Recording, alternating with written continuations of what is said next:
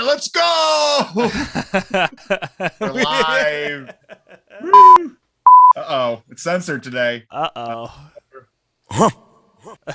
It's the same sound effects from last week. Welcome to the show. This is Loser Leaves Wrestling. My name is Red Geartooth Jefferson. I'm here with Hammer, Roy Hammer. Show those hammers, Roy. Boom. My air conditioning isn't working. In solidarity, I'm doing it as well. I love it. We're jacked today. It's double or nothing weekend, Red. No sleeves. This is sleeveless Saturdays. That's sleeveless the new Saturdays. All right. Excited about this. We're Sleeveless Saturdays. in. Everyone, show your guns. Send pics to 201-574-7222. We want to see your guns. No. Actually, we want to see your arms. Your arms. We want to see your arms. We want to see your arms. Jesus, Red. You have a right to bear these arms. Yeah, those arms and those arms only. That's right. Goodness. Jeez Louise, That's what's right. wrong with me? Welcome to the show. This is the Weekly Wrestle, episode 26. 26. Double or nothing weekend, Roy. We excited for this? I'm excited. I'm a little bummed out because I'm not going to be able to watch the show live, but that's okay. I'm going to watch it later in the night. I'll tell you what, though. That Discord, going on silent. Can't see anything. Don't want any spoilers. Oh, sure. You're going to go radio silence on Discord. The Discord lights up for these big shows, and we're excited for it. Smash the like button as you wipe your feet off. And Serena Deeb would request that you wipe your feet off as you get into the ring. Absolutely. Just like with the show, wipe your feet, press the like button. Did you read that about Serena Deeb this week? Is that what she said? Yeah, she's just like, there's some things in wrestling that are losing the lack of respect.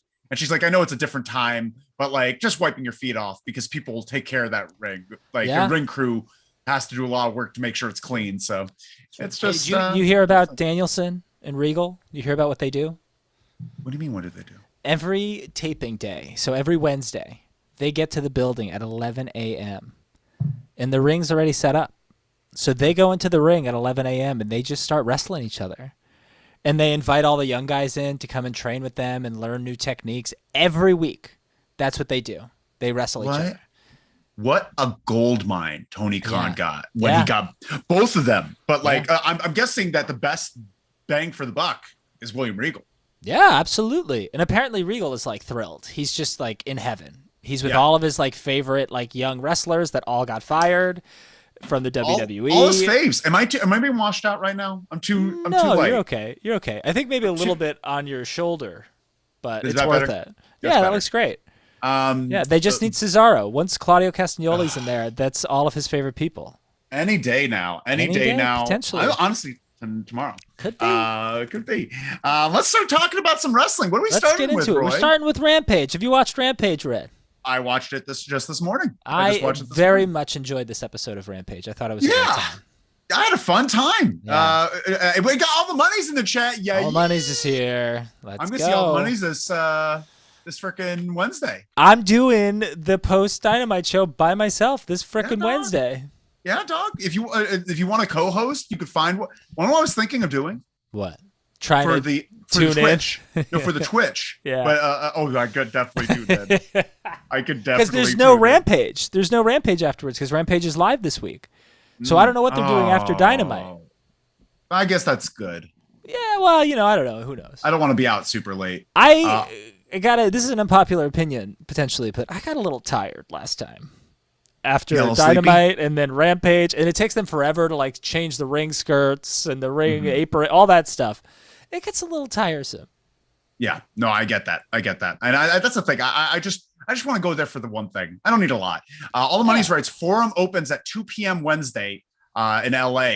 Red, what time are you going to be there and what wearing? I hope my Colt Cabana shirt shows up. If not, I will still be in denim and an AM hat for all the monies. That's smart. That's smart. I'll be bald. And I'll be walking around bald so you can find me. All the Money says, I'm so excited. I'm starstruck by both you fellas. Let's talk wrestling. Don't you dare, All the Monies. Let's go. Are you drinking a beer? Sick dog. You just cracking open cold one? No. Pour one out for the working man. Yeah, Miller pouring time. one out for the working man. Yeah. But I can't wait, All the Monies. I'm very excited. You're going to meet Chica Marks too. Ooh. Chica Marks is going to be there. We're going to all be there. We're going to have fun. You guys got to bring LLW signs. We do. Oh my God. I should make an LLW t-shirt. Oh, now we're talking. I can do that. I can make that.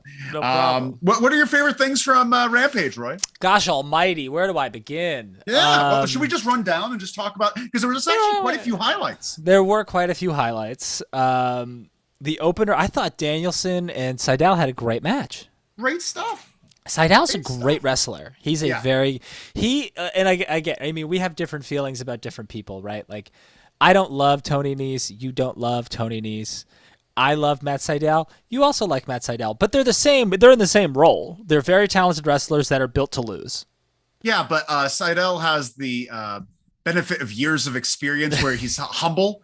Tony Nese thinks he's so top shit, and he's just got a lot to climb. He has a lot to climb. Yeah. No, I think they did a great job. Bryan Danielson and Seidel work so well together. Beautiful match. Yeah.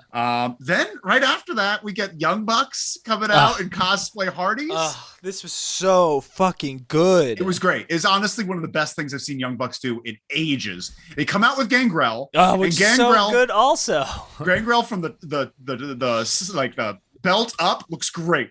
From the belt down, limey, those legs are wonky. Those things. It's really, he's like, what are you doing? Are you sitting on a rocket horse for years? I don't know. I don't even know how you get those.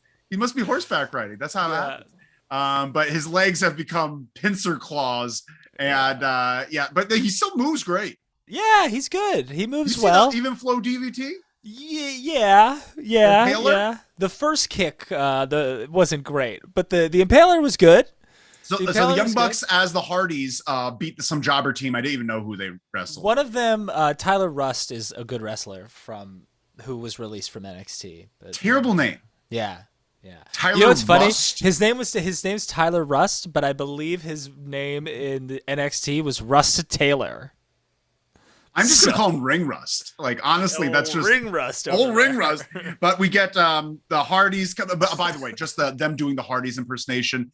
The Nick doing Jeff was funny. Yeah. But Matt doing Matt. Yeah. Where he goes to the second rope and he's just like. Well, did you see? You know the classic botch where Matt Hardy gets up on the middle rope before the match to celebrate, to show off to the crowd, and he tumbles out of the ring. He reenacted the whole thing, move for move. It was perfect. It was awesome. Great job to the Young Bucks. And then we get the Hardy. Hold on a second. Hold on a second. Are you not going to bring this up? Because I know you hate him. But Brandon Cutler dressed as Lita. Brandon Cutler dressed as Lita was pretty funny. Brandon Cutler dressed as Lita was pretty funny. It was pretty funny. I wish he had a wig, but that's we're not going to push it. But the thong was very funny. So funny. It was so funny. And honestly, the things that Nick Jackson do as Jeff looks so much better than what Jeff's doing. Sure, but we got Connor Riley said Matt falling out of the ring killed me. That was hysterical. So Connor Riley's in the chat. I'm sorry, I didn't give all the monies or just got that. No, that's probably something that's unnecessary. For both of you coming in, thank you so much. That's nice. That's nice. But after that, they beat up Gangrel, who they just came to the ring with. And then the Hardys come out to save Gangrel. And then Gangrel hits Cutler with an even flow impaler. DDT. Yeah. Misses the first kick, but then he realized he's like, oh, fuck, I have to give him a good kick after that. And he kicked him right in the stomach and gave him a beautiful, beautiful impaler. Yeah. Still moves good for those legs. Okay. He looks like unless you're like really looking, if you're just like looking at him, he looks the same as he's always looked. Belt up, exactly the same. Belt down, Shawn Michaels legs. Did you hear Taz on commentary? Taz was like befuddled that Gangrel was there. He's like, my old buddy's here, Gangrel. Oh, jeez. Because he had to run an ECW as the Vampire Warrior in like 95 or 96. What's his name? David Heath? David Heath. Yeah, who's currently training Paige Van Zandt. That makes a lot of sense that he's here. Yeah. All the Money says, yes, Connor. Wowzer, Gangrel is bow-legged AF. I love Jeff Hardy applauding Nick's impression in the ring. That was nice, but I bet Matt was pissed because like he was moving around like so stiff. It was very funny. But after that, we get a rematch from the first Dark. Yeah, the first Dark. We get Dante versus Max Caster, and which was a good match. Good match. Fine. Good match. The entrance was the highlight for me. The entrance was the highlight, but my God! So we get the entrance. Dante doesn't get an entrance; he's just in the ring. But we get Max Caster coming out doing a rap. And then we get them doing the hey Los Angeles, and they mess it up, and then they give it to Bowens, who does it right, and then he gets scissored by Billy Gunn. Daddy Ass, as he called him. Daddy Ass. But then like Dante Martin jumps out, dives, crushes a couple of ass boys and Max, and then Billy Gunn takes it upon himself to beat the shit out of Dante, picks him up with one arm, launches him to the side, like he just manhandles him. Just like, you're not the one trying to get over, dog. I know you could kill them. I know you could kill them. Yeah, that happens a lot. Billy Gunn just beats the shit out of these young guys. Billy Gunn loves it. He just loves it. Want to know who I want in this company? Who? Bob Holly. Let's go! Teach him a lesson. I've heard good things about Bob Holly in the last like 10 years or so. That he's like a sweet guy now. He's off the gas, so he's not as angry. Sure. I heard he's fun to drive with. And in Foley's book, he talks about getting him pissed off while driving by selecting songs that he knew he wouldn't like. But then we get after that. This is the lull in the show for me. We get the TNT Championship Reveal. And is it the same championship? It's the same championship, except it's Laker colors. It's gold and purple. Oh. Yeah, because Scorpio Sky is from L.A. and just in time for them going to L.A.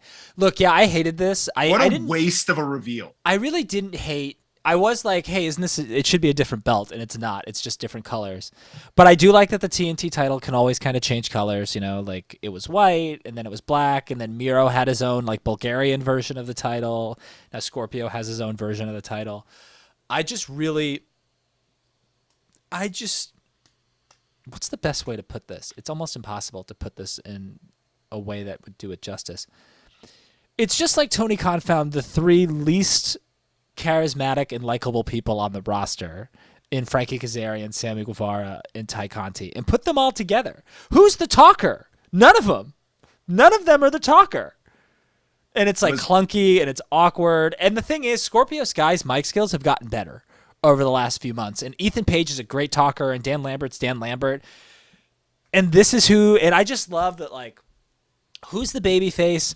Who's the heel? They're all heels except Sammy or Frankie Kazarian, who's like kind of just but the audience is apathetic towards him. They don't give a shit about him. Literally 2 weeks ago, he's like, Sammy, go be unlikable somewhere else. Right. Like he said that. Like, so basically what happened after they unveiled the championship, Sammy, Frankie, and Ty are at America Top Team headquarters where they break in. And then they smash up the place and grab the belts, and they're going to come on them. Yeah. They're going to come on them, Roy. They made a reference that they're going to fucking come all over those belts. And I don't understand it. This was actually a big what for me. Yeah. Big what. The only thing that was a woo for me is at the end where Scorpio Sky's like, fine, we'll have this match. And if we win, neither of you can ever challenge for this title ever again. And at the end of the day, this is going to end finally on Sunday, and then I never have to see these people in the same ring as one another again. I mean, I'm rooting. I've never rooted so hard for Scorpio Sky in my life. He's not winning. I think he is. I don't think he is. The reason I think he is because, well, we'll talk about this because we're doing predictions. We'll talk about it. Yeah, we're doing it in a bit. But we're going to talk about the last part of that Rampage before we move on to the news. The news you can't lose is Ruby Soho versus Chris Statlander in one of the best Rampage match, and one of the best Ruby matches, one of the best Chris matches. Hard hitting, energy, well fought. Great match, great stuff. Probably my favorite women's match of the Owen Hart tournament. Yeah, I 100%. This agree with that. And Toni Storm, Jamie Hayter was also very good. That was very good, but this I just think they were. The crowd was on fire for it. They played their parts really well. There's one little blooper to me at the end, which we'll get to in a second. But well, in terms of is this Chris Statlander's hometown crowd? No, the crowd just loves her. She's from Long Island. And you notice, like, I was going to also put this, I was going to text you this. She's changed. She is different. Oh, see, just because she's not completely different color. She's got different music. She is wearing dark clothes. She's no longer from the Andromeda Galaxy. She's no longer the world's favorite alien or whatever. She's from Long Island. You're right, and I'll take that. I am thankful because I did hear an interview with her today. She's just like, I don't think I was being taken seriously because I wasn't taking myself seriously, all that stuff. And I'm very excited for her transformation, if this is truly a transformation. The crowd loves it. And I'm into it too, and I won't be as hard about her. We have some comments here, but then they retracted. Why are you retracting these comments, friends? Connor writes, Billy only helping Max up and not his actual sons was great. That is funny. That is funny. Yeah. And then Connor writes, and also the belt also has Kobe's numbers on it. Oh, does it? I didn't see that. That's nice. That's very nice. Nice touch. Re-put in your comments, all the money's in Connor, please. Come on. Yeah, come on. Jeez. And then after the match, Ruby Soho grabs the mic. And they're booing her because they really like Chris. Yeah, this was the boo-boo, in my opinion. Don't acknowledge the crowd, Don't Ruby. Acknowledge it. Don't acknowledge Go past it. Go past it. She did acknowledge it, but then she realized she's like, oh, fuck. And she's just like, I love Chris. She's my friend. And then she just keeps moving on. Yeah. And she was running out of time, too, so speed it up. But I thought she did a good job towards the end of it. Yeah, and she's learning. She's learning. She's not known for being a great on the mic. She's still getting there. Yeah. So I'm actually love the turnaround Ruby Soho's Ruby's done. Doing great. And Chris. They both deserve a hearty jump. And sometimes, something that was nice, and I don't know if this was intentionally or not, but Britt not talking and just standing there with that smirk on her face, so much more impactful because she's always talking. Yeah. But let her just sit and listen and smirk. It's more impactful. That's a great point. Excellent point. She doesn't always need to be talking. So her looks are great. Yeah. But that's the end of Rampage. That's the end of AEW Rampage. It's the end of it. We have to start talking about some news, Roy. We got to get into the news. We got some news you can't lose. Can we hit that first slide there, Tam? That first slide. Okay, here we go. Hot topic. This is the first time this company has been the top of our charts in the news. GCW. GCW. Accused of creating fake COVID tests. Why? Creating fake COVID tests. Uh-oh. You should see the funny picture I have of Brett Lauderdale. Oh, I thought it was him posing with Stephanie McMahon. No, I was going to do that, but I found one of him and one of his friends with GCW bling. Oh, God. It's disgusting. So this guy, a wrestler, Dirty Ron McDonald. Dirty Ron McDonald. He says that he was asked by Brett to create fake COVID tests for 5 or 6 different people. And he has the Twitter exchanges to show for it. Some of they're a little cut off, so they don't show the whole picture. But they are. But it is pretty damning to say this. Then because it's possible fraud. This big ramifications from this. Lauderdale can't comment because his lawyers asked him not to. And some GCW wrestlers have jumped into the discourse saying that they received positive tests, which means that they couldn't have been fake. These people are Tony Deppen, Joey Janela, and Jordan Oliver. But those weren't the people on the list of getting the fake COVID test. I want to hear from those people. Sure. But the thing is, this is pretty damning stuff. Yeah. You laugh it off. I laugh it off a little bit because GCW is already kind of like an underground indie promotion that is owned by Brett Lauderdale. What'd you say? What? What'd you say? I didn't hear you. What was that? Oh, I didn't. No, okay. I don't. Yeah, of course. I mean, I laugh. But I just don't understand. Like, I want to know more. I want to know, like, why did he need fake COVID tests? Like, what's the point? Like, he runs this company. There's no one who's like, you need to have he's the one who's making the decision as to whether or not you need a negative COVID test to wrestle on the show. So, like, I don't understand. Is it because, like, the Ukrainian Cultural Center wouldn't let them wrestle unless everyone had a negative COVID test? Like, what's the deal?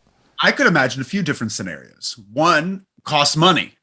And Brett Lauder getting those testing done. And if you're providing the testing, what? Like, why? But that's what I don't understand, though. That's what I'm trying to get at is, like, why does he, like, other than being, like, a good, sensible human being and a good business owner, He's someone that is known to his shows make a lot of profit. Sure. And he doesn't put a lot of money back into the shows except for big name wrestlers, as proven by some of the comments that some of the wrestlers have made the past week, where they're saying, like, yeah, we haven't made any more money since this big expansion of GCW. There's a lot of promises being given where we were going to make a lot more, but instead we're still paying for our hotels. We're still paying for everything, our flights. And the people that don't have to pay are Kevin Nash and Jeff Jarrett, and so that's the thing. Well, that makes sense. It makes sense, but it's also that it seems like Brett Lauderdale is a thrifty businessman that doesn't mind. He doesn't put any more money into the production. He doesn't put any more money into those rings. Like, everything's bottom of the line. We're still on different pages here, though. You and I. We're still on different pages because, look, I get all of that, and I've heard. To the contrary, I've heard from people who do get their flights paid for. There are specific people from Los Angeles who don't work GCW shows anymore because Brett Lauderdale doesn't think they're worth flying out because he pays for them to fly out. Hotel rooms, totally on them, I'm sure. I'm sure their pay hasn't really gone up, although I think some of the top-line people's pay have gone up. Example, I think Joey Janela's pay has gone up significantly, especially since he left AEW. TV time. Yeah, but that being said, what I'm saying, Let me try to paint a picture to make sure that we're on the same page about this. And I maybe I'll be unsuccessful here, but who knows? Why is it? I understand why it's a big deal because it is a big deal. That's fraud. It's fraud essentially, and that's a big deal. However, who is he defrauding? Himself? Because he runs the business. So who is he defrauding? I guess the other wrestlers who these people would wrestle. Their insurance company that covers them. That's interesting. The building. That's what I'm trying to understand. The building. Like, probably the insurance company is like, I won't insure your show unless every person on your show has a negative COVID test. It could be against the insurance company, the building, and the wrestlers. Like, the wrestlers have the ability to sue now if there's a thought that they may have been tested positive for COVID. Or if they tested negative with a fake test. If they received a fake test, and that could have exposed them. That could have exposed other people. And any wrestler that appeared on that show with a fake tested wrestler could sue. I just have so many questions about, like, he isn't, from what I understand, he isn't, like, GCW. So when AEW was in their bubble, or WWE, well, I don't know, but from WWE barely, but, like, when AEW specifically was in their bubble, you couldn't get into Daly's place without going through COVID protocols, getting a test, testing negative, all of that. From my understanding is that GCW is like, yeah, you need a negative COVID test, but you have to go get tested in your local, Walgreens or whatever. So that's what confuses me even more. It's like, why are you getting these like frauded negative COVID tests? I have an idea. I have a thought. Yeah. There's been a lot of people on both sides of the fence that either are trying to make sure that everyone's healthy and safe, and some people that just don't give a shit. Some people that just don't like, I don't care if I get COVID. We should all have herd immunity by now. Let's everyone get COVID. There are those people. Sure, of course. And I have a feeling that the wrestling community is probably pretty split on the matter. I'd imagine that maybe Brett Lauderdale was confronted by some of these people being like, I don't want to get tested. Mm-hmm. Fuck that. I'm not going to go get tested. Fuck this. Yeah. And then he's just like, I can't get these people to be tested. Can you make these fake COVID tests so I could just get through to the next show? Yeah. And that's how I see it happening. I don't think Brett is against COVID protocol. I think he's just trying to get around difficult people. I believe because he's a fan, and just like Tony Khan has trouble standing up to these wrestlers. I don't know about a fan. I think yeah. Of course he's a fan. I mean, he was a referee before he was. What I'm saying is that it's not so much that he's a fan, it's that he's a fucking business owner. And if 6 of the people who aren't going to want to get tested are like Bandito or Will Ospreay or Homicide, like these people who are going to draw money and bring people to your show, then like, yeah, I would try to get fake COVID tests for them, because if I suddenly say, Roy, you're going to get sued. No, I'm just saying I'm not running a wrestling business. I'm not running a wrestling business. We are comedians. Yeah, we're jokesters. I'm just saying. I'm just saying I get that as a businessman, but I wouldn't just be like, he's a fan and he doesn't want to say no to these people. I think he's like, if I say no to these people, I can't put them on the show and I'm going to lose fucking money. Just saying. If that is a thing, who knows? We have some comments. All the Money's writes, Colt Cabana news, he's going to rule ROH. We're going to talk about that. Don't worry. We'll talk about it a bit. Connor Riley says, do we think Scorpio is going to have a long reign now that he has his own specialty made title? No, I don't think they care about that. I think he will. I think he'll have another month or two until he hopefully loses it to Pac. Well, honestly, I would love that. All the Money's writes, GCW sounding spicy. Yep, it is. Connor Riley writes, I'm not American, so don't know how this works. Where are you from, Connor? Where are you from, Connor? I'm going to guess Ireland. Connor O'Reilly? I'm going to guess. But that's are you Swiss? Possibly are you Swiss? Switzerland? Are you from Jamaica? We got, but would JCW have to work with the State Athletic Commission? Maybe they required the testing. That's another thing. State Athletic Commissions might really require fascinating. It as well. Yeah, and I just wonder like what kind of sway State Athletic Commissions have in certain states. I know the Maryland State Athletic Commission is real serious, we know real all spicy. About them. Yeah. But I don't know about like they're in Las Vegas tonight, obviously for obvious reasons. I don't think anyone gives a shit there. And there are no rules in Vegas. All the Money's writes, good point, Connor. If I remember correctly, that was the case in New York. New York and New Jersey have big athletic commissions. Yeah. Famously, Vince McMahon went to the New Jersey State Athletic Commission to argue that wrestling is a sports entertainment. Yeah. In the 80s, so he could get around paying the athletic commission. Well, I also know that like Nick Wayne, who's 17, couldn't wrestle in New York. He legally cannot wrestle in New York because he's a minor. Yeah, but he can wrestle in a lot of other places. Yeah, Alabama can start wrestling from birth. 12. They have those baby tossing competitions. Yeah. We have to keep going. Here's some news. Next slide there, Tam. It's a GIF. It's a GIF of our man Jeff Jarrett strutting back into the WWE. Did you hear about this? No. Oh, you didn't hear about this? Oh. So not only is going to be the newest guest on I did see that. Sessions, that's exciting. But there's more. Ugh. He has just been hired at a high-level executive position at WWE. What? He is coming back, and he's going to be in charge of their live events. He was good at that in TNA. He is good at that. The thing is, ever since Stephanie left, they have to have people come in and pick up the slack. Jeff Jarrett knows what he's doing, and now he's got a power position. He's a new Triple H. It's disappointing. It is disappointing because I was hoping to see him spread his wings and fly. Well, I also I had lost touch with the My World podcast for a few weeks, and I just went back and listened to NWO 2000. What a fantastic episode! Yeah. It was really fantastic, and now you're gonna take that away from me. And I know, no, they're not. It's gonna be fine, but it's gonna be a little different now. Anytime anybody gets hired by the Fed, it's a little different after. They do sound a lot more tired when they're on there. Yeah, it's exhausting stuff, but it's very interesting stuff. I'm interested to hear more about it. Maybe he'll divulge some stuff. We don't know. Yeah. Connor writes, Irish name because I have some Irish heritage, but actually South African. Hi. Hey, Connor. Thank you so much for sharing. We appreciate that. Thanks for hanging out. You know South African? Who? Frank Metcher. Giant guy. 6'5", 6'6". He was on Fuck This Week. Oh, yeah. Frank just got married. Big red beard. He just got married. Yeah. You know, the last communication I had with him, did I tell you this?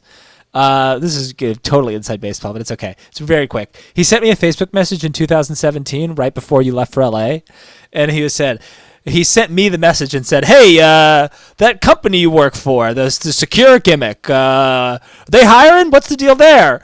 And I responded and said, "I believe you're asking about something that involves red." And he just wrote back in all capital letters, "Fuck!" And that was it. That's the last time. That's pretty good. Hey, Connor, let us know if you know Frank. All the money's right. Great for Jeff Jarrett. Smart for Vince. WWE hiring competition. I think it's a smart move. That's a smart move by them. But we got to keep moving on. We can't dwell on this forever, but we got to talk about the continuing saga of Naomi and Sasha Banks. Next slide there, Tam. We have to touch it. Their contracts are frozen. They're still with the company. Contracts are frozen. They are not getting paid. And they can't really leave the company because contracts. So what the frozen contract means, they do it a lot with injured wrestlers. Sure, of course. Is that when you can't work, they're just pausing your contract so that when you come back, you start right where you left off. They don't pay anymore, and they don't lose any of the dates they were promised. Fuck these contracts, right? Yeah, this is a real, the last time I checked, this is exactly how every independent contractor contract is set up. So it's a joke. No. Yeah. All right. Because this is trash. This is They're terrible. bullshit. I don't know how someone hasn't poked more holes in their fucking contracts. Where's Andrew Yang? Remember when Andrew Yang was like all about like unionizing the WWE and taking down Vince McMahon for a fucking week? Because then Biden didn't give him the freaking business or what did he? I forget what department he wanted. Small business? No, maybe it was small business. I forget. Is that Mayor Pete? Is Mayor Pete the small business guy? Who knows? Who knows? I don't know. He's not doing shit. No one's doing shit. We should get Jesse Ventura in there. Really shake things up. But we're getting a lot of support. Dolph Ziggler posted a picture of him and Naomi, and Snoop Dogg posted a picture with him and Sasha Banks saying "Bloodline." Little diss at WWE. I just feel like they need a billionaire to back them. Like Hogan had a billionaire backing him with Gawker. They need a billionaire to go in and just sue the shit out of the WWE, and they'd win. They would win. But which billionaire would help stop another billionaire? It's like Punk. They're what? Punk had all this money from his WWE run, and when they tried to like jerk him around after he left the company, he sued the shit out of them and got everything he wanted. Yeah, because all of their stuff is bullshit. And made sure not to help Colt Cabana in any way, shape, Well, that or was form. a different lawsuit afterwards. Yeah, no, I'm just. That's my beef. That's my forever beef with CM Punk, because you got to help out Colt. You got to help out Colt. Connor writes, I don't know Frank, but I know Red and Roy, which is good enough for me. Hey, Connor. Man. Oh, man. Connor. Yeah, Shit, you get the Taco Bell for such a sweet comment. That's very sweet. We really appreciate it. Get yourself some. Do they have, what's theirs? They have like a cinnamon treat at Taco Bell? Do they have Taco Bells in South Africa? We're about to find out, I think. Let us know if you have a Taco Bell. Do you know what I'm saying when I say Taco Bell? Right? Because if you don't have a Taco understand Bell, that it sounds bell? like I'm talking nonsense. Like it's a restaurant. We have to keep moving on. Next slide there, Tam. Nikita Lyons. What's her injury? I know she got hurt. She has a partially torn MCL. Ooh. And she was in the women's breakout tournament, and she was all set to win it. Sure, she had to. She's the only person. Well, Roxy is also really good too. Roxanne Perez, I believe. She's good. God. She was trained by Booker T. You just spit everywhere. Spit everywhere. It's disgusting. No, she's fine. But it's just like Nikita Lyons. Sure, of course. That's Nikita Lyons. She is the biggest. She is the most important thing to happen in wrestling in a decade. We gotta give her love. But she's got a torn MCL, and we're sad about it. Yeah, we're sad about it. That's for sure. I'm pretty sad about it. I'm pretty sad. Yeah. Cried all morning about it. Brooklyn Bleak is in the chat. Bleak. It's Friday. Give it up on Friday. I can't play that part because of copyright issues. That's true. I'm not even sure if I'm allowed to sing it. Brooklyn Bleak says, does Jeff Jarrett still have any connection with Impact? No, 0. Mm-mm. I think he sued for his money back. I think there's some lawsuits in there. He's completely detached. But yeah, Everyone give some positive thoughts to Nikita Lyons. Nikita Lyons. Connor writes, we don't have Taco Bell, but I know what it is. Haha. But I never knew there was an actual bell sound for it. Oh, dog. Oh, yeah. Here, have some seconds. Fills you up. We got to keep going, though, Roy. We got to keep rolling. I'm still coming off of sickness, but I'm getting there. WWE changes venue. This next slide there, Tim. WWE. Ever heard of it? They have a Money in the Bank pay-per-view. Yeah, what is this all about? Money in the Bank pay-per-view. They were going to have it at Allegiant Stadium. 65,000. Yeah, 65,000 people, a seated arena. And they because of poor ticket sales, they downgraded to MGM Grand, which is 17K. Huge drop. Like embarrassing. And Punk couldn't help but make a little fun with it. And he posted a picture of WrestleMania 7 when they did the same thing for Sergeant Slaughter versus Hogan. Yeah. And they had 100,000 seat arena and they reduced it down to a 20 because they're just like, Sergeant Slaughter is causing some bomb threats. Like, we're going to blow up and we can't secure this one. But it's really because they didn't have the ticket sales. Woo! You love to see it. You love to see it. If you're just joining us, this is Sleeveless Saturdays. Roy? Sleeveless Saturdays. Take off those sleeves today. Show us your guns. Call the hotline 201-574-722. We're also going to have tomorrow a very special edition of the Twitch show. Roy's not going to be here. I'm not going to be here. But I have to do the Double or Nothing pay-per-view as best I can. Are you going to watch the pay-per-view? No, with the LLW disrespect on Twitch. When are you going to do that during the show? No, before. Right before. So join us right before, an hour before bell time. We're going to be doing it. We're excited to have it. Yeah. And Roy might be joining in via phone call. Hey, you never know. I never might know. Be there. And maybe you could join in via phone call. If you give us a call, 201-574-7222. The lines are open. They're open. They are open. They've been open. They've never been closed. This is bad shit. This is crazy. I just think, I read something recently where after WrestleMania 19 at Safeco Field in Seattle, which is a baseball stadium, they didn't have another stadium show for like 2 or 3 years. They had no stadium shows from like 2003 to like 2005 or 6. And think about that roster. You've got this new John Cena. You've got Evolution. The Rock's coming in and out. Austin's still around. Kurt Angle and Brock Lesnar. Like Eddie Guerrero and Chris Benoit. Edge. Like all of these huge fucking names. They didn't have a single arena show. Meanwhile, this year alone, they were trying to have 5 arena shows with the roster that they have now. And chances are Roman Reigns isn't really going to be on a lot of these. Yeah, I'm confused. I'm very confused because like that, you're right. They didn't have that for so long. And that being said, I think they were in recovery mode then after those highs of the Attitude Era. And they thought it was going to last forever type thing. And then when it didn't, I guess, I don't know, they had all these high dollar contracts and they just tried to skim some places. I don't know. I mean, even in the crowd was Attitude Era. Sure, of course. But even in the Attitude Era, like throughout all the Attitude Era, 2001, they did one arena show. Because they didn't have the confidence, Yeah. Well, that's the thing that's crazy is like even WrestleMania 18, The Rock versus Hulk Hogan didn't even do it in a stadium show. It was just in the Sky Dome. It was in the same building that WrestleMania 6 was in. Interesting. When it was Hogan Warrior. Like they didn't even do it then. So like now they have this, and I get it because it's a brand thing. Like they're no longer like the wrestling company WWE. It is WWE, period. So that brand awareness can lead to like bigger arenas and stadiums and stuff like that. But like for WrestleMania, maybe for SummerSlam, but for Money in the Bank? Yeah. No. What? What's wrong with you? Like Hell in a Cell. What?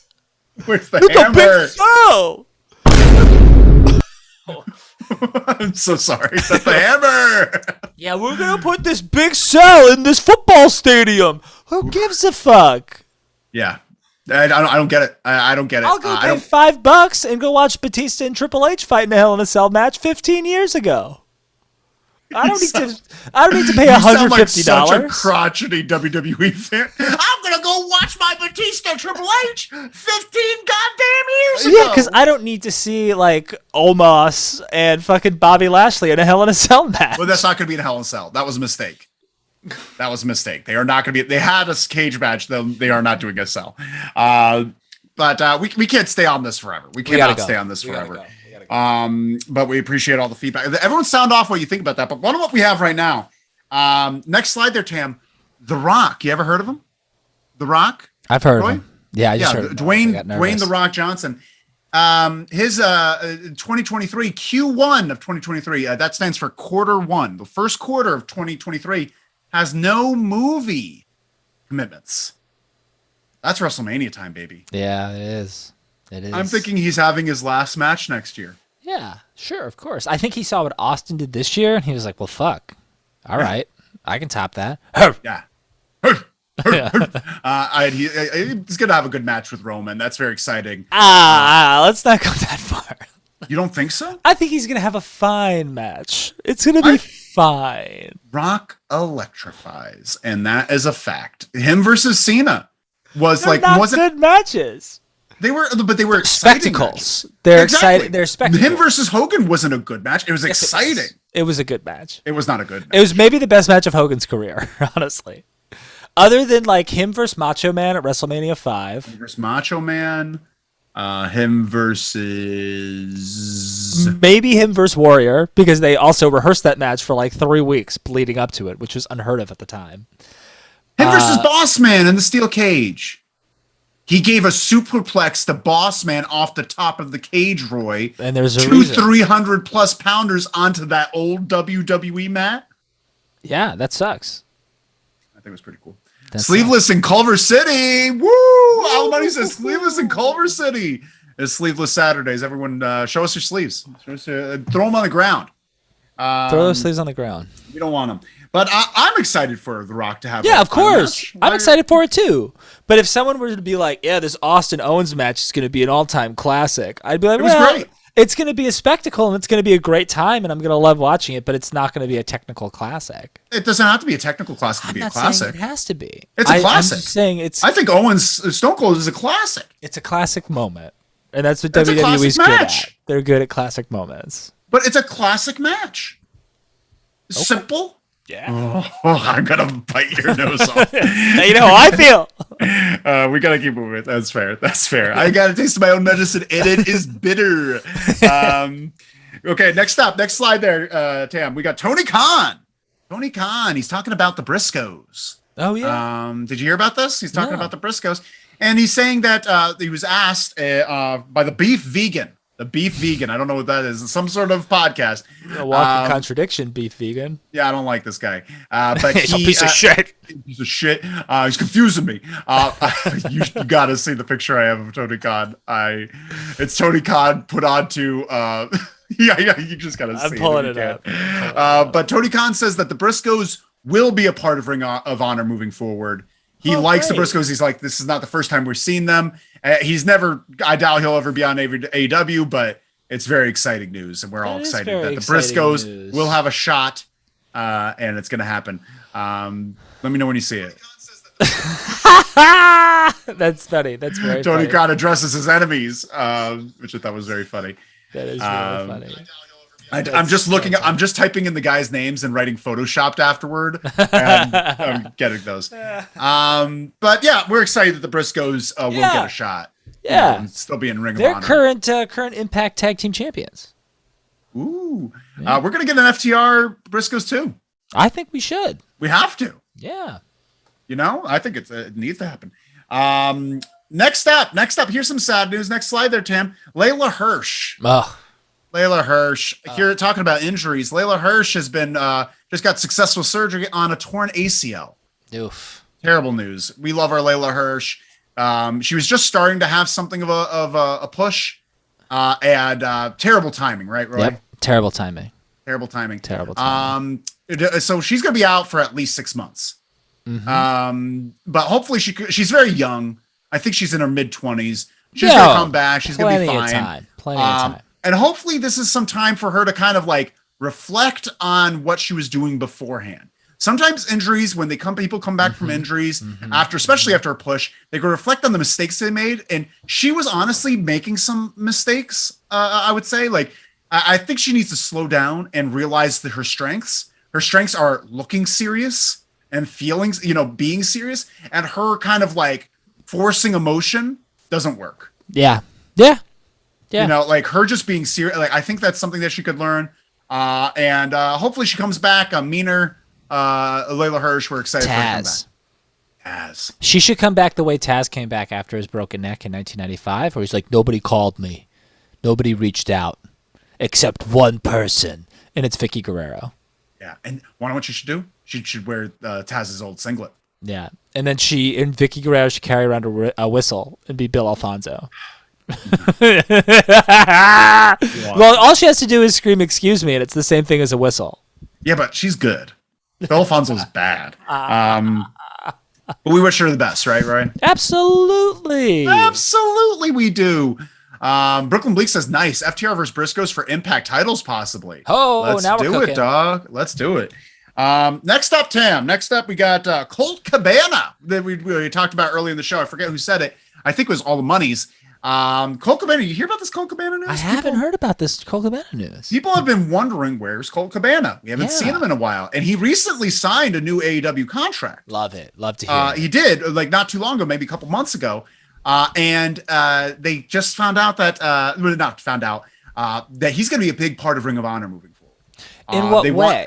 They want him a part, I think, as an on-screen and behind the scenes. Okay. And they're using him to help work Ring of Honor. Like, he's not really doing much on AEW. He's not really serving the purpose that he could serve, which is helping others, helping young guys. And honestly, he still could go. So, yeah, he can. Did you see his match at the Ring of Honor show? I think he wrestled Blake Christian. They had a good match. Colt can still wrestle. Colts can still go, and I hope that... Colt's just going to be a lot like the British wrestlers, like a Johnny Saint. Johnny Saint had his last match when he was like 70. Yeah. Colt's going to be the same way. Colt wrestles probably the best style for longevity. Yeah. The English style of wrestling is the best style to have a long career. Yeah, to keep it going. It's low impact, but it's very exciting. It's very fast, and it keeps you in good shape. And I think I'm excited for Colt Cabana to transition over to Ring of Honor, where I think he'll be utilized more and more appreciated. Yeah. Agreed. I have a question. Yeah. This conveniently coincides with CM Punk coming into the fray. How much of that do you think it is? I think somewhat. I don't think there's anything direct. I don't think there are any requests from one place to the other, but I think Colt's like, well, this is an opportunity for me to kind of like stay away from that, and things are still weird, and like Punk's clearly not going anywhere, and Punk is clearly having a greater impact on screen and a greater impact to the business overall. So let me go somewhere where I can have like not the same type of impact, but the type of impact that I can have as Colt Cabana. Like, I can help train, I can help guide, I can also still wrestle, I could do commentary, like I can do all of these things, and I can do it away from prying eyes. And it's just me and Ring of Honor, and I can work with Dante Martin, and I can work with like all these young guys, and my buddies FTR. I don't know if they're buddies, but I think it's the right move. I think it's actually honestly a really good move for Tony Khan to do that, because you've got to take advantage of Colt Cabana, who I think has a great brain for professional wrestling. I think they can. We have some comments here. Mose is in the chat. Mose! Hello there. Mose writes, hey, friends. Hey, friend. Hey. Great seeing you. Great seeing Mose. You. Mose, question for you. Do you have sleeves on right now? Because you should. You have sleeves on? Because it's Sleeveless Saturday. Sleeveless Saturdays here at LLW. That's right. The SS Sleeveless Saturdays, right? Like we're on a boat. Yeah. The SS Sleeveless. The SS LLW. We got All the Money says, I love Colts wrestling. It's so fun live too. I hope he just rocks Ring of Honor. So happy for him. Yeah, I can't wait for it. Yeah. Mose says Ring of Honor could have a great roster with this mix in. 100%. Yeah. Like, honestly, the AEW Overflow, great start for a Ring of Honor crew, because they're all Ring of Honor, for the most part, Ring of Honor people. Yeah. I see Chuck Taylor moving over there. Best friends should move over there. All of them should. They all should. All of them should. Except Stat. Leave Stat alone. When's the last time we saw Orange Cassidy? He's been injured. recovering. He's been recovering from a an shoulder injury. Yeah, that's right. Yeah. Brooklyn Bleak says, wasn't Colt Cabana that throwback mass wrestler Matt Classic in the Indies Wrestling Society X? Yeah, absolutely. Was he? Yeah, that was his gimmick, is that he was called Matt Classic. And, also they call like a great match a Matt Classic. Yeah, no, I get that. So he would wear like big, I don't know. So he would wear really big, oversized, like little tights that would go up to like his belly button. I love that. And he would be like this, and he would wear like a mask, and that's all he would wear. That's awesome. He's awesome. Yeah, really that is great. Awesome. I love that. Have you ever heard of Lucha Vavoom? Yeah, I've went to a show. He's wrestled as Matt Classic there many times. It's a bad show. Is it? Yeah. I don't think Wrestling Vavoom is a good wrestling show. It's a fun spectacle for people who've never watched wrestling, but it's not a good representation of wrestling. It's bad lucha. Yeah. And it's interspliced with burlesque.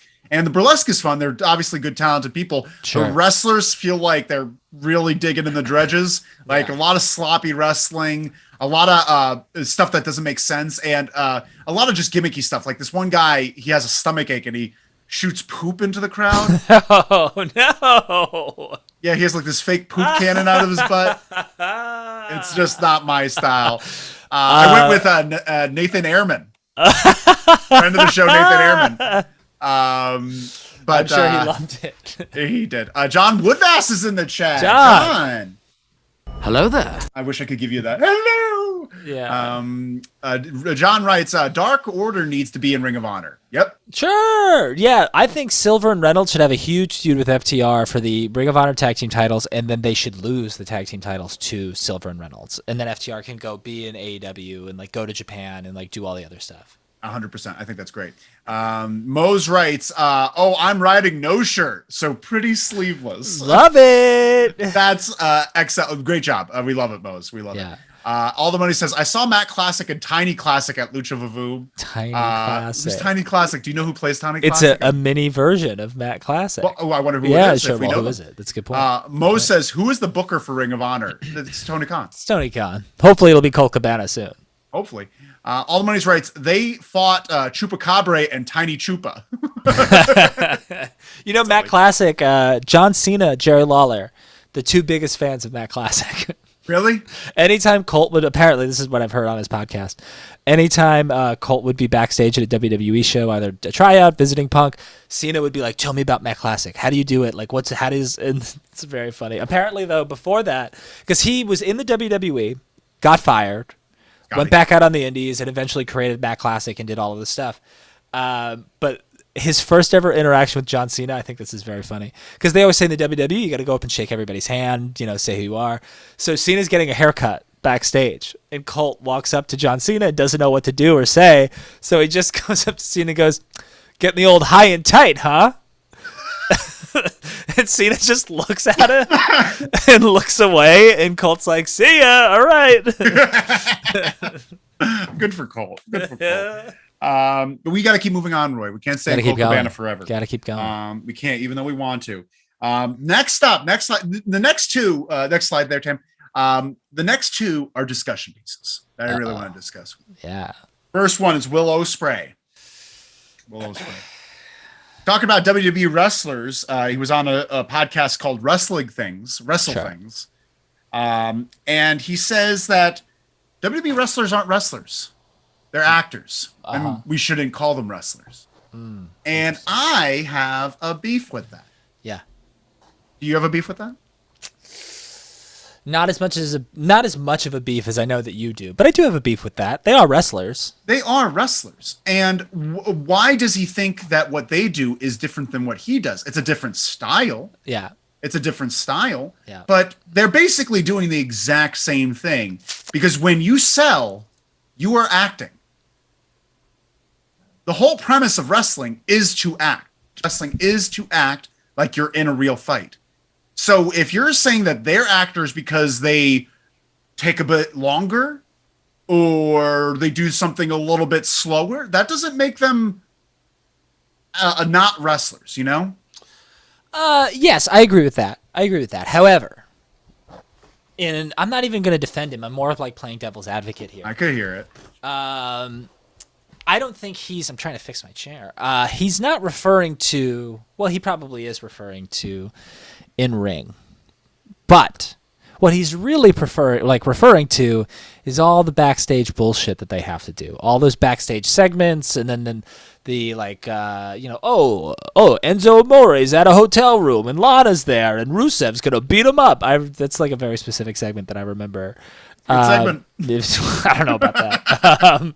But that's the stuff that he's talking about. And I agree that Will Ospreay and Ezekiel are not the same. Yes, in a way they are professional wrestlers. But hear me out though. Hear me out. You're going to back down when I finish the sentence. Just a little bit. You're going to back down a little bit. They are not the same in the sense that Will Ospreay is a professional wrestler. I wouldn't call people in the WWE actors, but I would call them entertainers.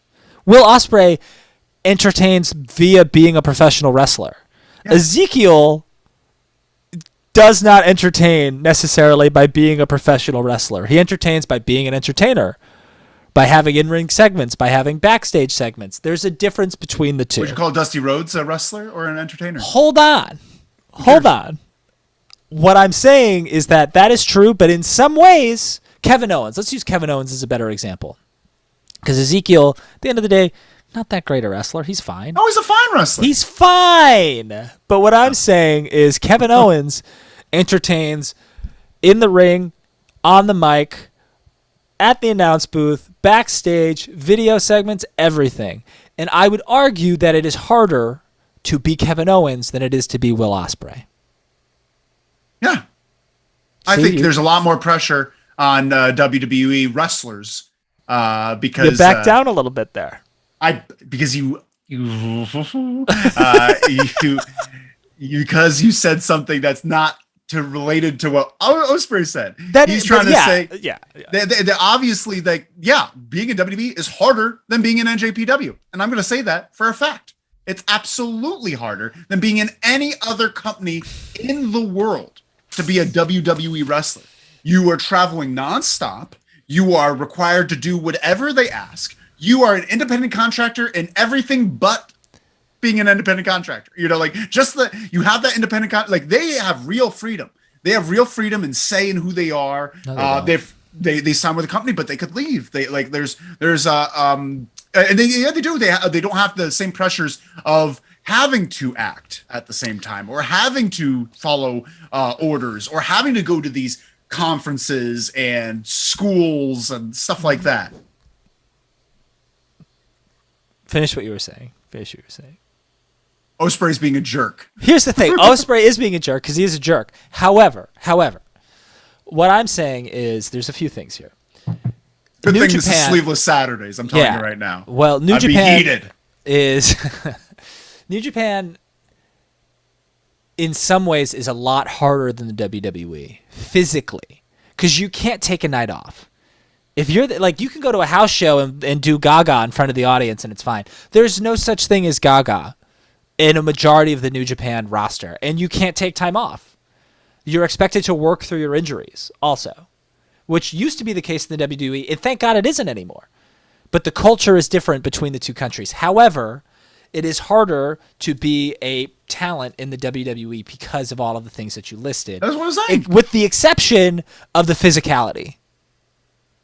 The physicality is whatever you and the other wrestler make it. They have a lot more say in their matches where they could really decide if they do. Not true. They do have more say in their matches in NJPW than they do in WWE. They do, but in NJPW and in Japan in general, the expectations are far, far greater to live up to, rather than you can do a 5-minute squash match and somebody pooped themselves in the WWE and you still get paid the same. But Kota Ibushi is on the shelf right now with a dislocated shoulder, and he keeps telling New Japan that he can't come back because his shoulder's not fully healed, and they're not listening to him, and they want him to come back and wrestle. I feel like Ospreay is kicking people when they're down. People become wrestlers to have the matches that NJPW, like people become wrestlers so they could have these great grand matches, physical matches they do. For the most part, people want to have those. No, I think they do. If that's true, they go to AEW. If they want to entertain, they go to the WWE. You're saying that the past 3 years, AEW wasn't around. But like people become wrestlers because they want to have these big epic fights and battles. They're having those in NJPW. They're living out their dream with their matches in NJPW. They have creative freedom.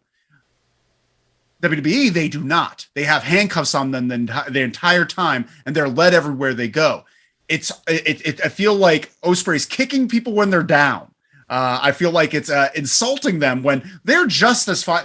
Ospreay, like, he's no better than anyone in WWE. Like, he's a great wrestler, but in all honesty, if he was on NXT, he'd just be any one of the NXT guys. If he was in AEW, he'd just be any one of the AEW guys. JPW is the same deal. I'm looking at him right now. He's no Daniel Bryan. He's no Bryan Danielson. He is a better wrestler. Look, I'm not even that big of a fan of his, but he is a better wrestler than anyone in NXT by like a long shot. We'll find out. Long shot. We have some comments that everyone's firing up here. John Woodmass says, Willow Spray, I've seen live, and he is old school like Regal.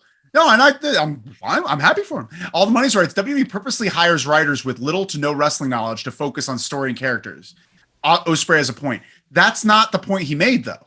I hear what you're saying, all the monies, but he didn't say that the show is not wrestling that I enjoy or wrestling that he's saying that the wrestlers are actors and not wrestlers. And there's several matches I could point to within the past week that could say otherwise. The Cody Rhodes matches are Cody Rhodes is a great wrestler, one of the best wrestlers in the world. Cody Rhodes is the exception to the rule right now. Seth Rollins, in the WWE. Kevin Owens, Sami Zayn.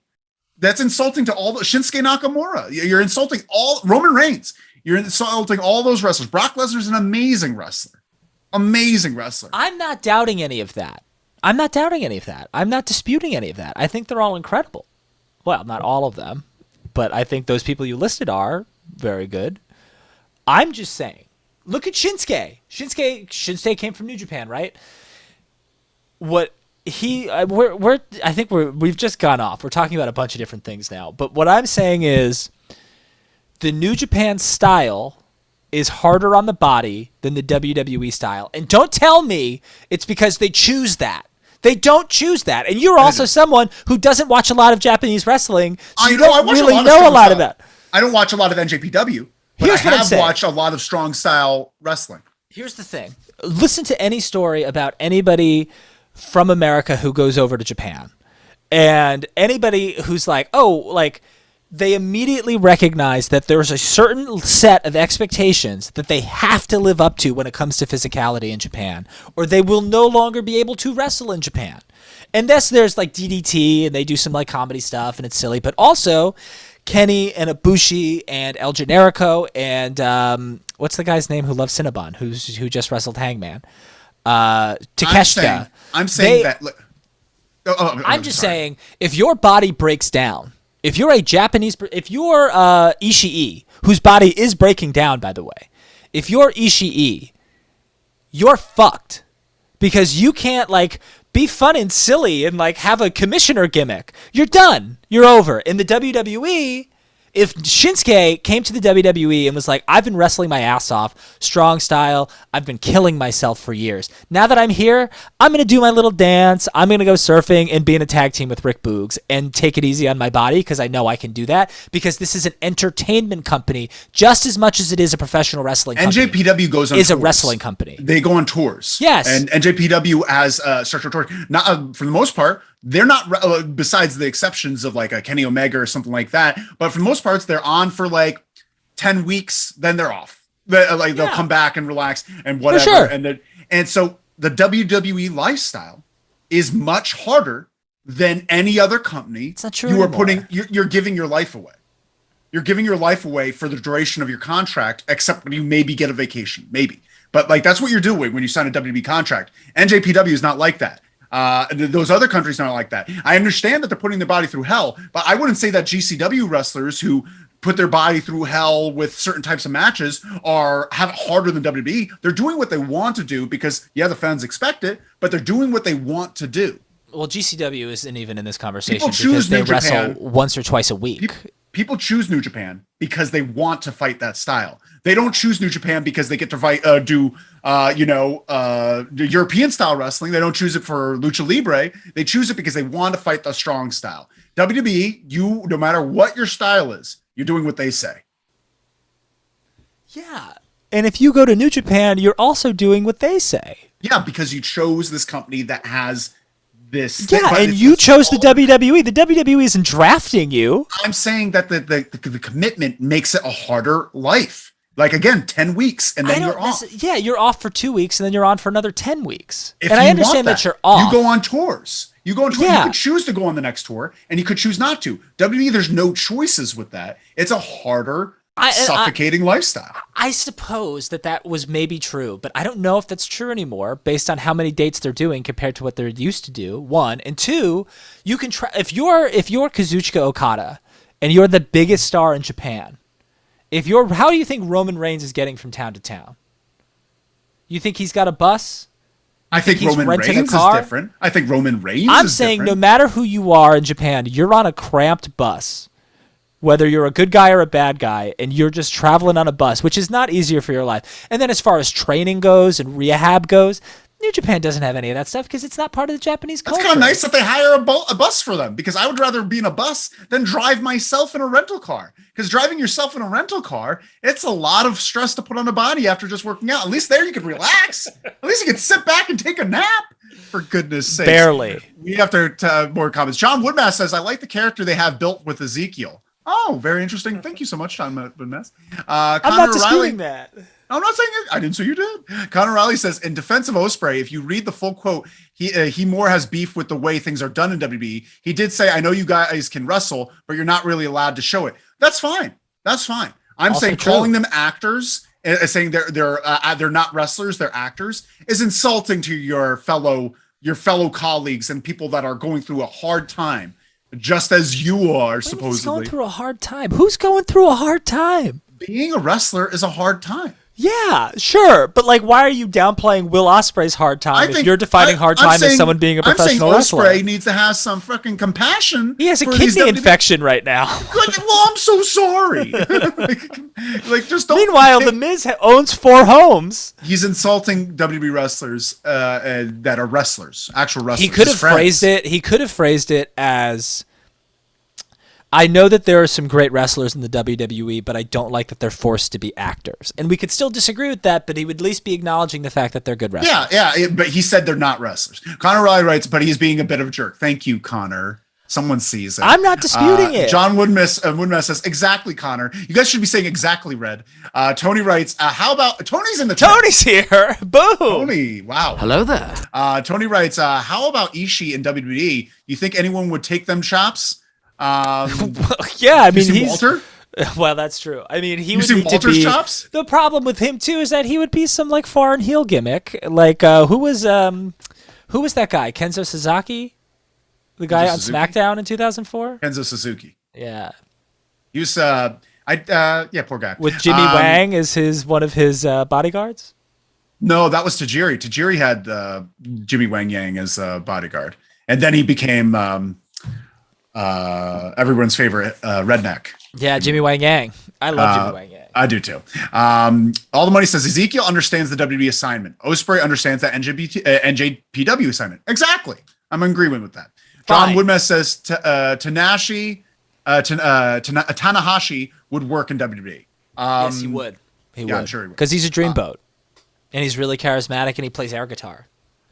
Brooklyn Bleak says he's currently injured. I think Ospreay was IWGP champ, right? Yeah. His match against Ricochet was talked about for a long while. Match of the year that year. That was a good match.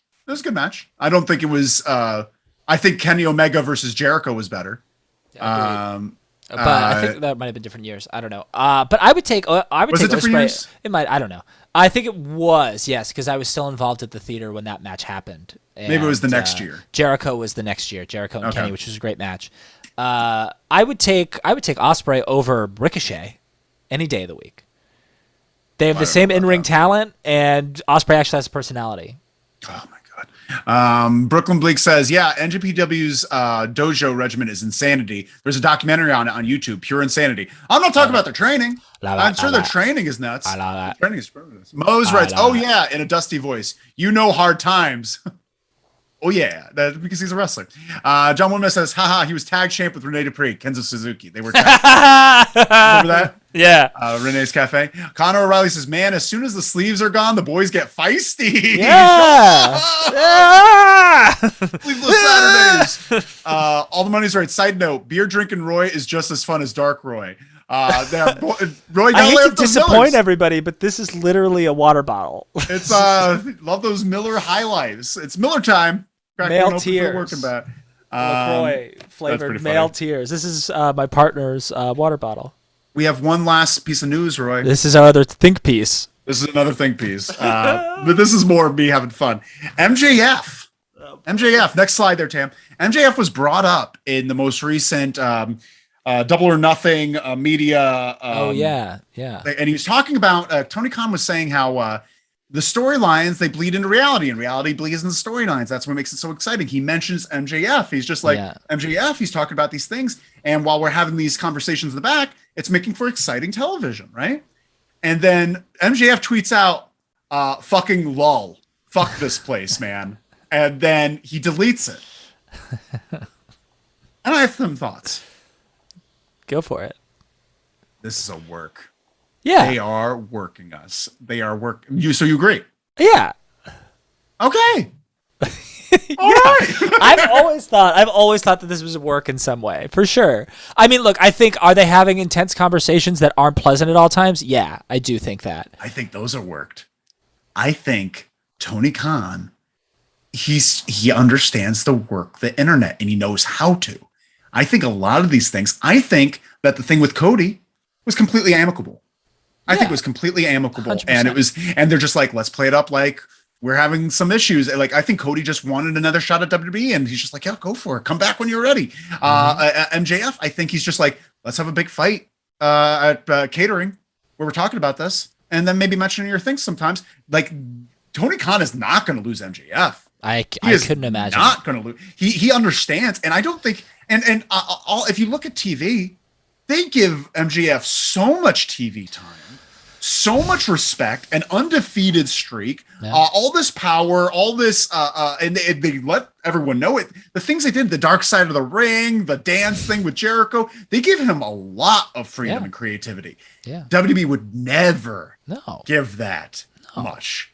And so, like, he's not stupid. He realizes, like, this is, WWE would be able to, I don't even think WWE would match what, I think Tony Khan would far outpay MJF for what he did. Because WWE would want Cody, they'd pay him more than AEW maybe, because they know Cody. They've worked with Cody. They've seen Cody.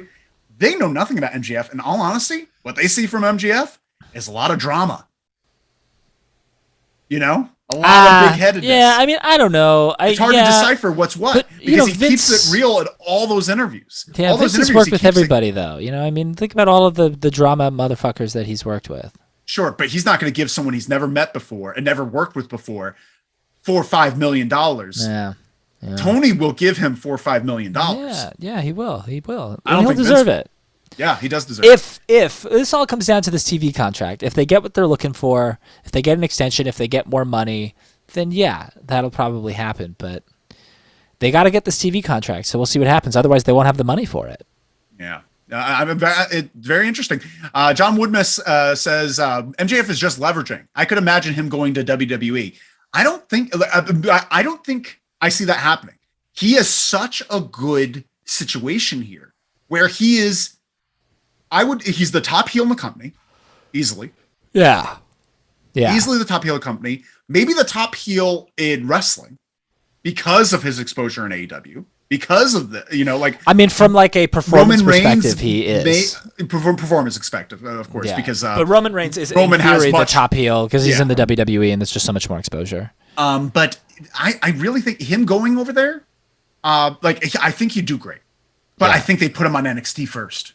No. The guy's already been on national television. You're right. He wrestled CM Punk on pay-per-view. I'll scratch that. You're 100% there. They won't. But I just don't see him like the only this thing hand. they would go and he would. I just think the only thing they can do is put him immediately in a feud with Cody, because that's the feud that they never really paid off in AEW.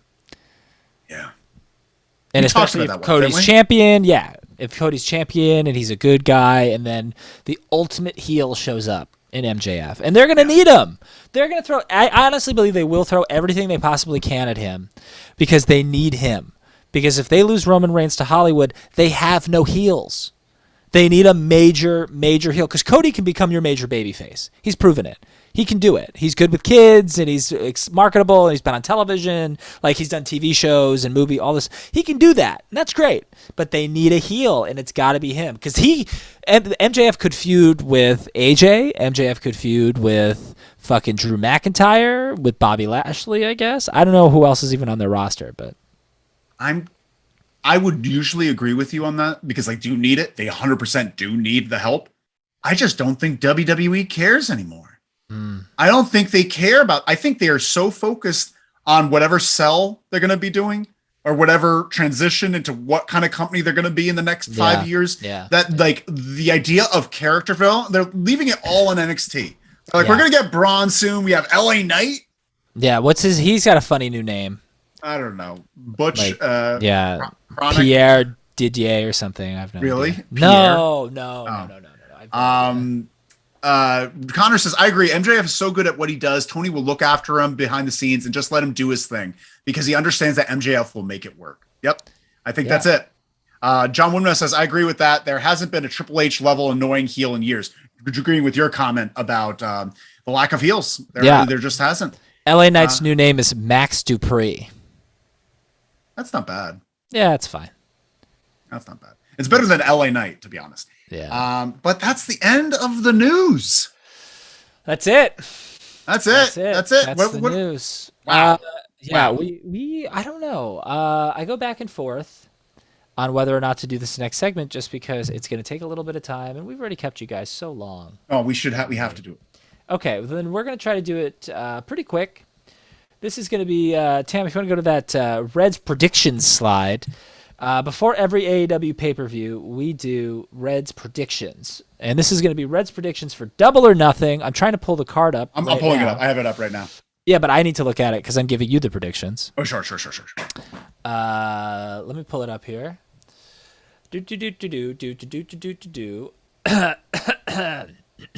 Okay. Red Jefferson, are you ready to make your predictions for this pay-per-view? This is a 13-match card. Yikes. One of them is on the pre-show, and I'm sure another one will also be on the pre-show. But the first match of the night, and it will be for sure on the pre-show, Hook and Danhausen versus Tony Nese and Smart Mark Sterling. Hookhausen.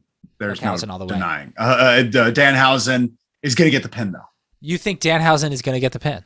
Hook's going to do all the work. Yeah. Danhausen's going to get beaten up the majority of the match. Hook's going to come and clear house, and then he's going to do something. Danhausen's going to get one move in and get the pin. Yep. Agreed. That's my call. Excellent. Okay.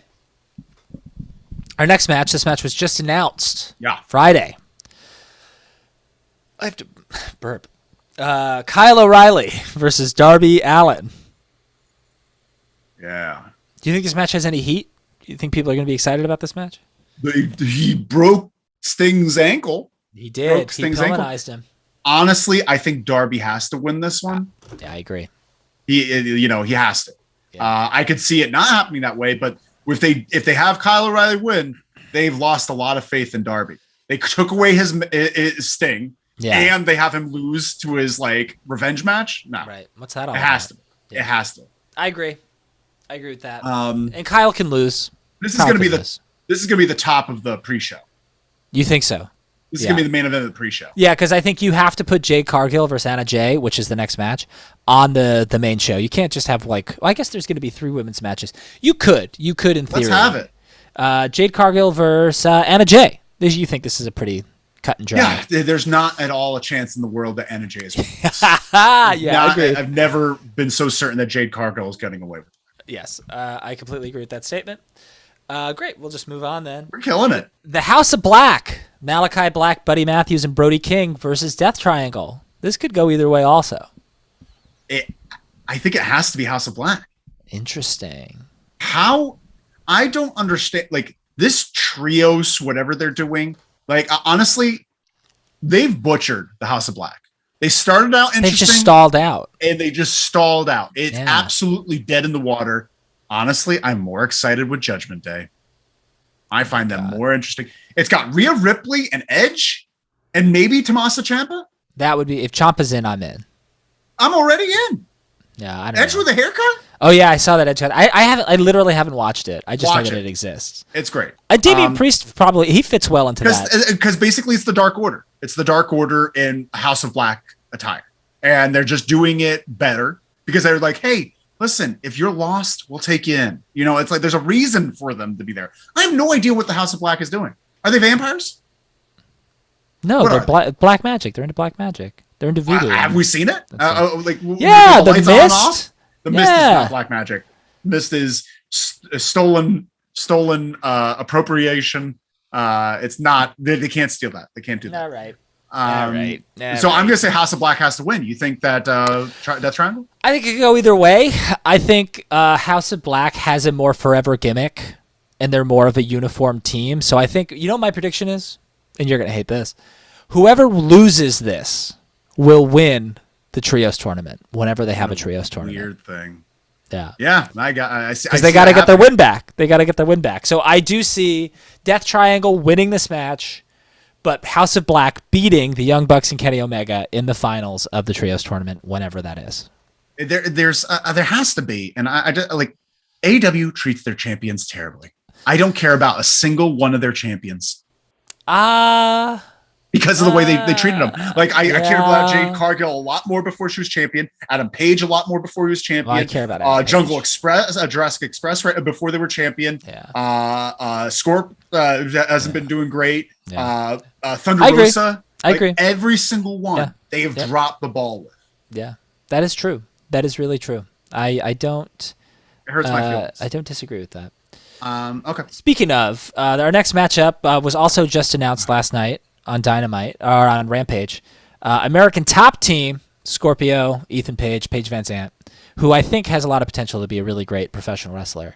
Probably not now, though. Versus Sammy Guevara, Frankie Kazarian, Ty Conti, the Poop in Your Soup squad. I guess even though Paige Van Zant is debuting at the show, I think they're going to lose. America's Top Team is going to lose. I think that they're not going to put Sammy Guevara and Frankie. I could see never facing for the TNT, but they want Sammy to still be in that picture. I think they need to get Sammy away from that title, and they recognize that. And I think they're based on that stipulation. I think they're recognizing that Sammy needs to get away from that, and they need to have a hard reset after this match on the TNT title with Scorpio as champion, and he needs to have great wrestling matches with people. That's what needs to happen. Watch him. He's going to defend the title at the LA Forum on Wednesday against Pac or someone who's great, and they're just gonna have a great match, and it's gonna reset the TNT title. I would love that. I just think that Tony Khan has a blind spot, and this blind spot is right around Sammy Guevara, and he thinks he knows what he's doing with Sammy Guevara, and then he doesn't, and then he keeps changing his mind and switching back and forth. Sammy Guevara is going to win the championship again within the next 6 months, and I hate it. Wow. And I hate it. Interesting. Very, very, very interesting. All right. So we're disagreeing there. Do we disagreeing on which one? So I'm saying House of Black. So we're agreeing up to everything up until House of Black. I'm saying House of Black is winning. Yeah, and I'm saying Death Triangle. Okay. And I'm saying American Top Team is losing. I'm saying American Top Team, and you're saying Sammy and whatever. Yeah. It's a lose-lose. And that's it's a lose-lose. Yeah. Lose-lose. Next, we have the Hardys versus the Young Bucks. I feel like we'll disagree on this one, too. I want the Young Bucks to win it. Oh, yeah. I think the Young Bucks are going to win. I think they have to win it. Like they can't, like, because Matt and Jeff could only do so much, but honestly, I see them possibly having them win it. I can't decide. I want the Young Bucks though. Yeah. Okay. All right. Great. Well, we agree on that one then. This next one I think is really interesting too. Yes. Jurassic Express versus Team Taz versus Swerve in Our Glory. Keith Lee and Swerve Strickland. It's now official because it's on a T-shirt. Who do you think's going to win this one? Team Taz. Team Taz is taking it. They need the belts off of Jericho and not Jericho. Jungle Boy and Luchasaurus. Sure. They're going to start this Christian deal. Something's going to happen with Christian in this match. I see it. I smell it. Yeah. Get it off them. And I think that Ricky and Hobbs deserve it, should have it. Swerve and Lee, maybe in the future, but I kind of like them not having the title right. Yeah, I agree. I agree with all of that. I think it goes to Team Taz. I think Team Taz in general, as a unit, long overdue for a big win. Give it to him here. Love to see it. This is total fodder and a complete crackpot theory. But I would love to see Swerve and Lee lose, and then Swerve and Lee challenge Scorpio Sky in a triple threat match for the TNT title at the Forum. Crackpot theory. Not going to happen. But love it. Let me read some comments before you get to the rest. LA Knight is Max Dupree now, I think. That's weird. Who got there? All the Money says, I agree with both of you on MJF and WWE. I just think WWE still wants their main roster to be homegrown. I think that's true. And I think that's what they think of Cody as, homegrown. Yeah. Connor Raleigh says, but he really emphasizes the Dupree. Max Dupree.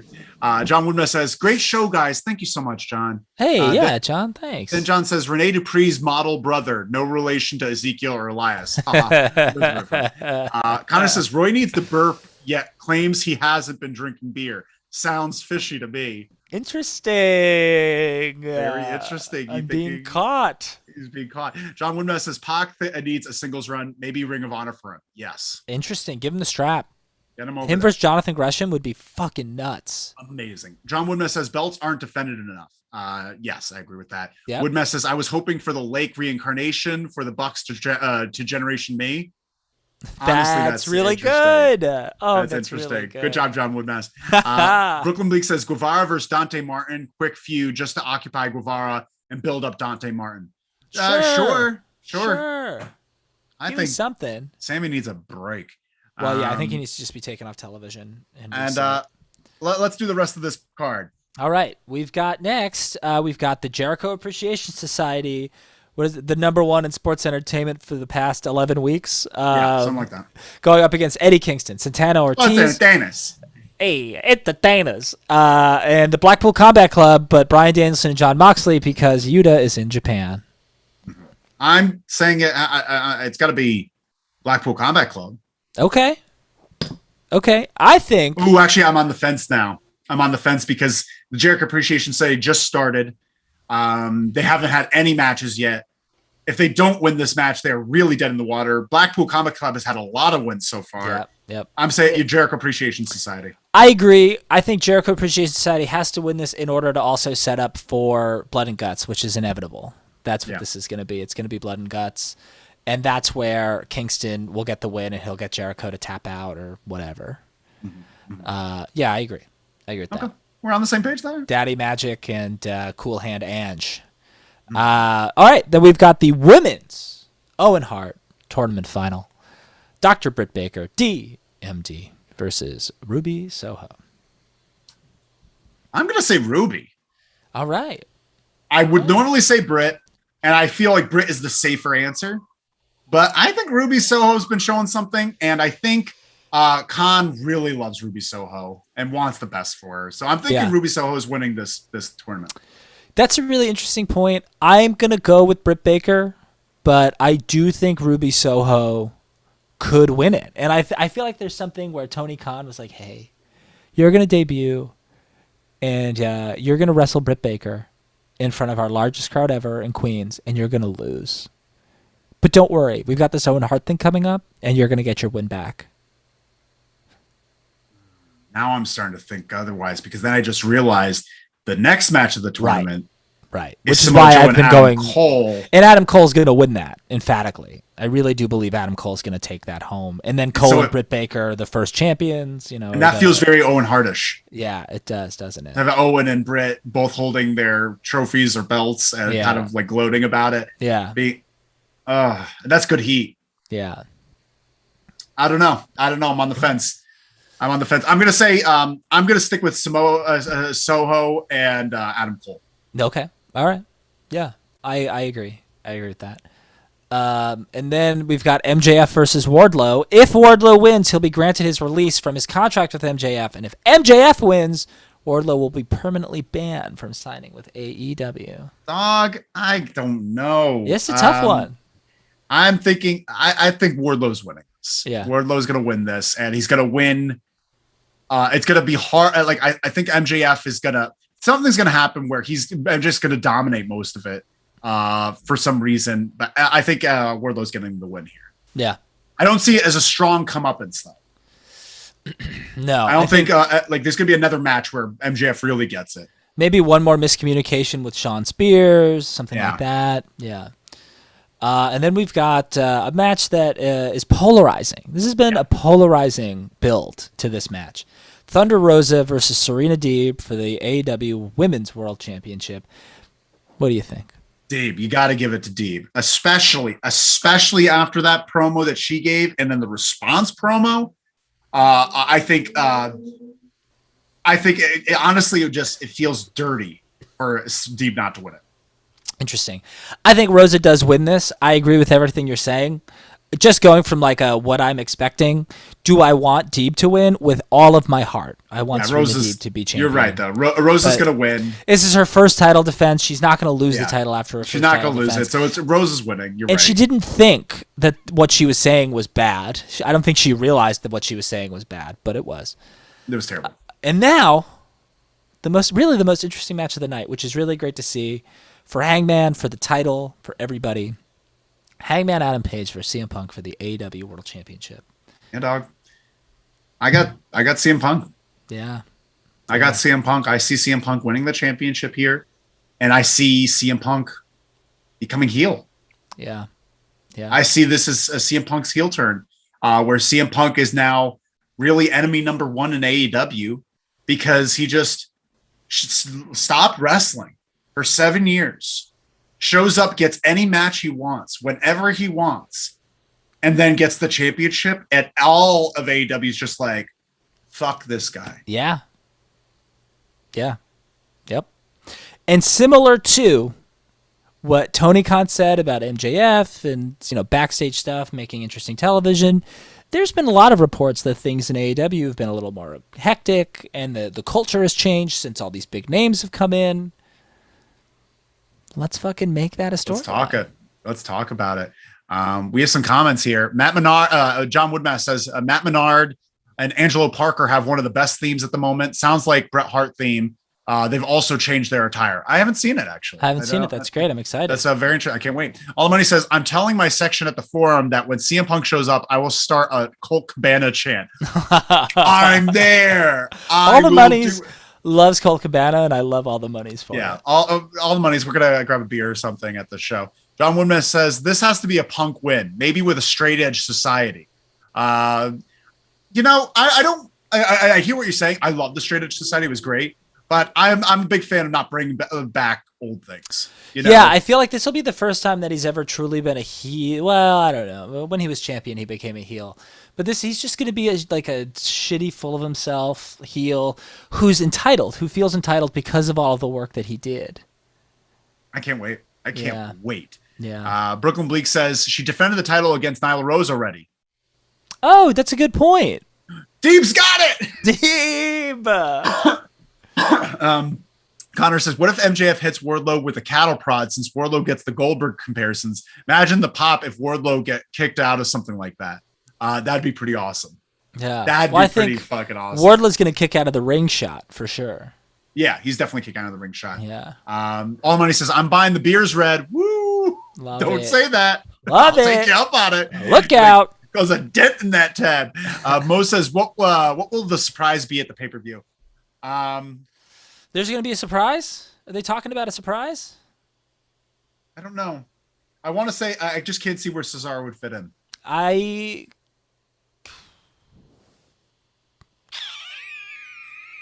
can't either. I thought maybe you could squeeze him into the Jericho Appreciation Society and the Black. I thought so too, but it just unless I don't know, there'd have to be two people there. But either way, I think we talked a lot about this today, and I think we did a good job. We did. We think we did a good job. Are we doing the Twitch after this? I am not doing the Twitch after just making this. sure. But if we can do it later today if you're around. I got some ideas, whatever. Yeah, what am I doing? Check us out. Make sure to follow us on Twitch so you get all the latest. It'll notify you when we're going live. So big time. Big time. We'll say ding, ding, ding. LLW starts right now. Thank you all so much for watching. We really appreciate it. Call the hotline 201-574-7222. Follow Loserly's Wrestling everywhere. We're talking Twitter, Loserly's Pod, YouTube. Check us out right here. If you're already watching, you already checked us out. If you're already watching, thank you. Thank you. Instagram, Loserly's Wrestling. TikTok. TikTok. Send us your emails at Loserly's Pod. Also, if you have any ideas for the show, send us questions. Send us ideas. Send us if you want to work for the show, where you're a part of the show. If you want to be a part of the show in some way, fucking let us know. Send us an email. I just thought of that right now. Hey, also for everybody who's watching right now, make sure you tune in. Make sure, put it on your calendar to tune in this Wednesday night. Woos and Whats of AEW Dynamite. I'm flying solo, bad boy. Boy's flying solo. And I need people to talk to. Yeah, please give him something to talk to. He's gonna need it. And also, I'll try to figure out if we can get the hotline going for you. That'd be pretty fun. Yeah. Thank you all so much for joining. A few more things here that are. John Woodmass says, "I hope you guys enjoy. I'm stuck in England." John, you're in England. John, you're in England. I love our squad. We have such our international community. Connor Rice says, I think the surprise is someone from NJPW confronting the main event winner to set up Forbidden Door. Is there a surprise? Has there been a surprise announced? Have to be a surprise, and we don't always have to have a surprise. I'm worried. Mo says Omega? Question mark. Could be. Brooklyn Bleak says Okada? Question mark. John Woodmess says, I'll help out dudes if I can. Let's help out each other. All the money says, great show. Connor, John, Mose, Brooklyn, you the best homies. Yo. I love this group. I love this group so much. You guys are going to get a Rick Ross, huh? Thank you all so much. Call the hotline. Let us know how you're doing. Blessings to all of you. Have a great one. Bye. Bye-bye. Goodbye.